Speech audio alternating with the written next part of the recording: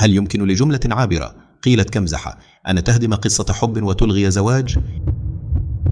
كانت تجهز تفاصيل الزفاف بكل حماس، تختار الزينة، تراجع قائمة الضيوف، وتبتسم كلما تخيلت نفسها عروسا.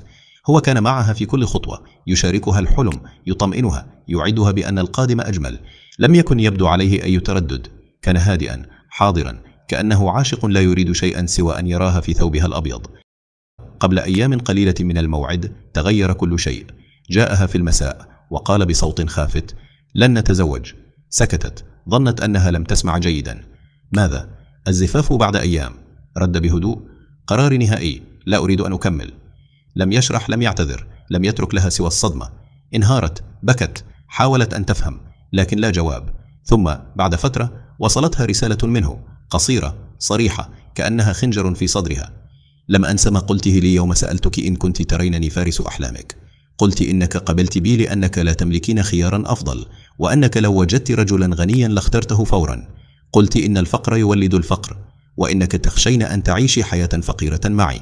ثم ضحكت وقلت إنك تمزحين، لكني لم أضحك. قررت أن أتركك في اللحظة التي تؤلم أكثر، كما تركت كرامتي في كلماتك. زواجي منك لم يكن حلما بل خطة. أردت أن أريك كيف يشعر من يختزل في فقره ويعامل كخيار اضطراري.